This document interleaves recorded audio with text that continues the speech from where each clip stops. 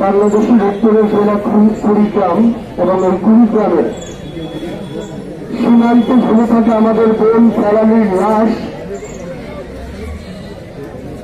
এটা হচ্ছে একটা প্রকৃতি সূত্র, যেমন ভাবে ভারতের কাছে বিগত ৫৩ বছর ধরে আমাদের সার্বভৌমত্ব ঝুলেছিল।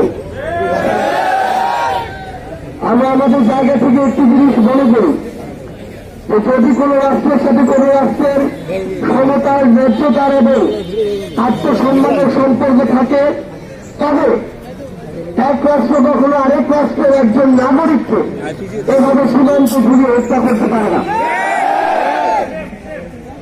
আমাদের পার্শ্ববর্তী রাষ্ট্র বিগত ৫৩ বছর ধরে একটি গোষ্ঠীকে ক্ষমতার চেয়ারে বসিয়ে যেভাবে বাংলাদেশ নামক রাষ্ট্রটির সার্বভৌমত্বকে কুক্ষিগত করে রেখেছিল, বাংলাদেশের ছাত্র জনতা ঐক্যবদ্ধভাবে ২০২৪ সালে তার লক্ষ্য জবাব দিয়েছে।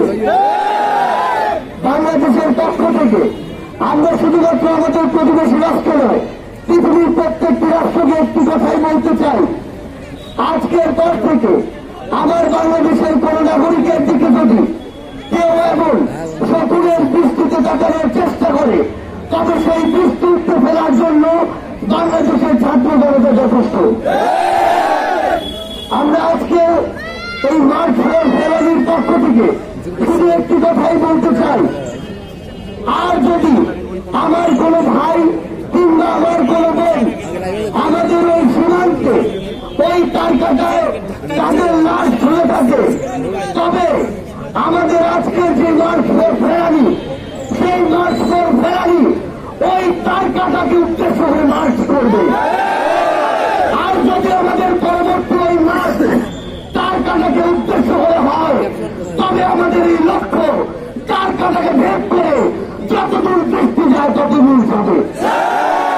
আমরা শুধু স্পষ্ট করে পৃথিবীর প্রত্যেকটি দেশকে একটি কথাই বলতে চাই, এই যে সীমান্ত হত্যা, তারকাটা দেওয়ার নামে যেই জোর করে যে বাধা দেওয়ার যে প্রয়াস, সেই প্রয়াস বাধা দেওয়ার জন্য, সেই প্রয়াস রুখে দেওয়ার জন্য নতুন করে যে অভ্যুত্থান হয়েছে, এই অভ্যুত্থানের স্ফুলিঙ্গ পুরো পৃথিবীতেই ছড়িয়ে পড়বে।